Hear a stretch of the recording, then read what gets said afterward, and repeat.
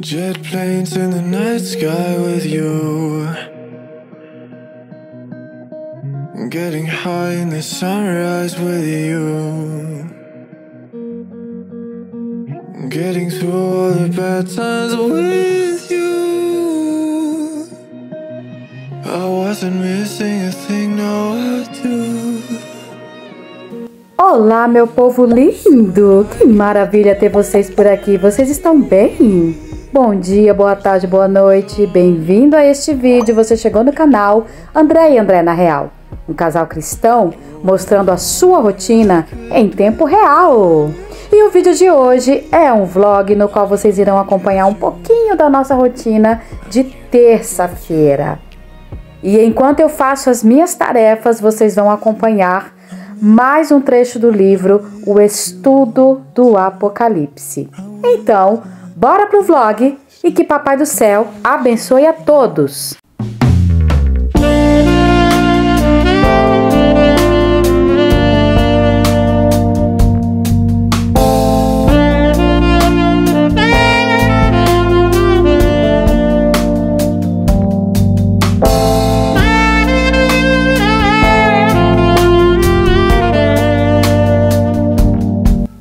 Bom, meus amores, vamos continuar a leitura a respeito da terceira parte do livro, cujo título é As Vozes, a Visão do Armagedon e os Flagelos. Continuando a leitura a respeito da primeira voz. Quando o apóstolo menciona que o anjo prega um evangelho eterno, devemos lembrar que a palavra evangelho no sentido do Novo Testamento significa boa nova.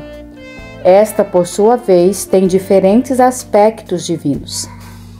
Em primeiro lugar, o Evangelho é a boa nova de que o Senhor Jesus Cristo morreu no Calvário pelos pecados do mundo, e aquele que assume a sua fé neste sacrifício do Senhor, em seu lugar, é justificado perante Deus Pai, pela ressurreição do Senhor Jesus.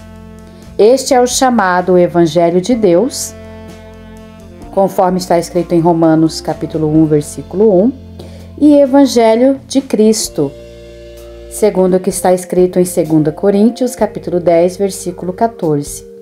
É também chamado de Evangelho da Graça de Deus, como está em Atos capítulo 20, versículo 24, porque salva os que são malditos pela lei. Além disso, é chamado de Evangelho da Glória, como está em 1 Timóteo, capítulo 1, versículo 11, e de Evangelho da vossa salvação, conforme está escrito em Efésios, capítulo 1, do versículo 1 ao 13. Mas a Boa Nova é também chamada de Evangelho do Reino. O Senhor Jesus pregou o Evangelho do Reino durante o seu ministério terreno. Percorria Jesus toda a Galileia, ensinando nas sinagogas, pregando o Evangelho do Reino e curando toda sorte de doenças e enfermidades entre o povo. Esta passagem está escrita em Mateus, capítulo 4, versículo 23. O Evangelho do Reino é a mensagem de que Deus vai estabelecer nesta terra o reino de Cristo, do Filho de Davi, como cumprimento da aliança com Davi. Por isso, João Batista anunciava: arrependei-vos, porque está próximo o reino dos céus. Esta passagem está escrita em Mateus, capítulo 3, versículo 2. Também no Antigo Testamento, esta mensagem foi anunciada pelo profeta Isaías e mais tarde, especialmente, pelo próprio Senhor Jesus. Vejamos agora o que está escrito no livro de Isaías, capítulo 9, versículos 6 e 7. Porque um menino nos nasceu, um filho se nos deu. O governo está sobre os seus ombros, e o seu nome será Maravilhoso Conselheiro, Deus Forte, Pai da Eternidade, Príncipe da Paz, para que se aumente o seu governo e venha paz sem fim sobre o trono de Davi e sobre o seu reino, para o estabelecer e o firmar mediante o juízo e a justiça, desde agora e para sempre. O zelo do Senhor dos Exércitos fará isso. E agora vamos ver o que está escrito no livro de Mateus, capítulo 9, versículo 35. E percorria Jesus todas as cidades e povoados, ensinando nas sinagogas, pregando o evangelho do reino e curando toda sorte de doenças e enfermidades.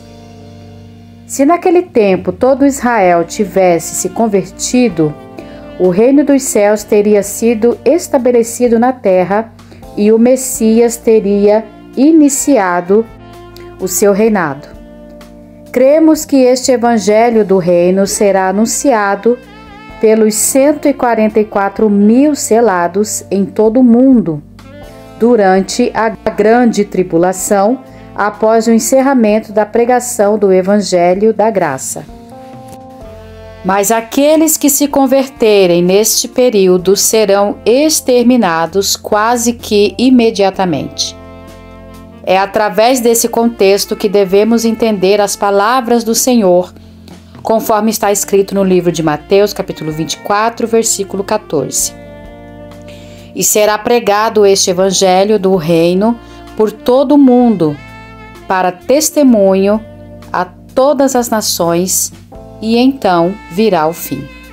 Quando João viu o outro anjo voando pelo meio do céu, tendo um evangelho eterno para pregar, significa o anúncio do juízo divino sobre todo o mal realizado durante a grande tribulação.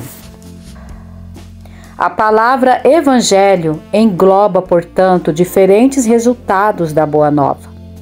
Mas o fato de que Deus fez anunciar tanto a Boa Nova do Evangelho da Graça, quanto a do Evangelho do Reino Futuro e do Juízo Divino, não significa que exista mais de um Evangelho da salvação, pois a graça é o fundamento de todas as dispensações e em todas as circunstâncias é o único caminho para a salvação do pecador. Conta a história que Martinho Lutero não apreciava muito o Apocalipse, pois tinha a impressão de que o espírito deste livro não combinava com o Evangelho. De fato, o Apocalipse focaliza o Evangelho do juízo divino, porém, objetivando o Evangelho da graça.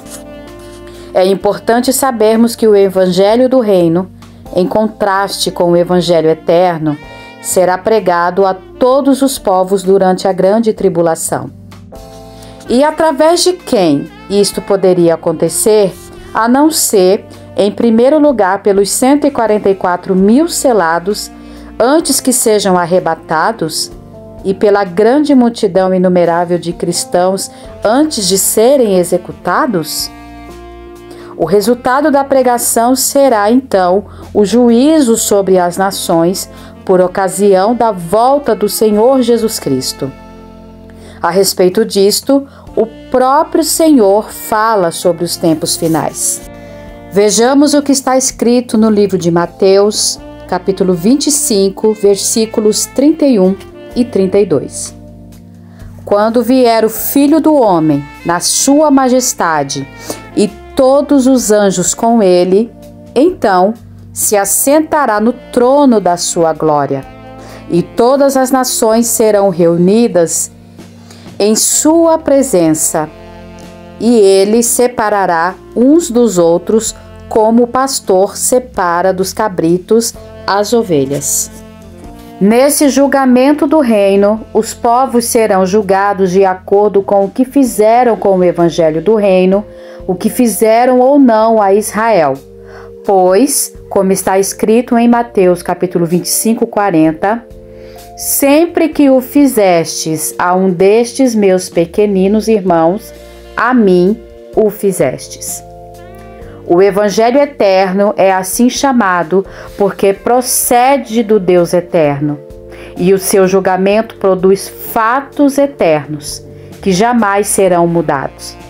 É o que está escrito em Apocalipse, capítulo 14, versículo 11. A fumaça do seu tormento sobe pelos séculos dos séculos e não tem descanso algum, nem de dia, nem de noite. Os adoradores da besta e da sua imagem e quem quer que receba a marca do seu nome. Agora vamos começar a ler a respeito da segunda voz.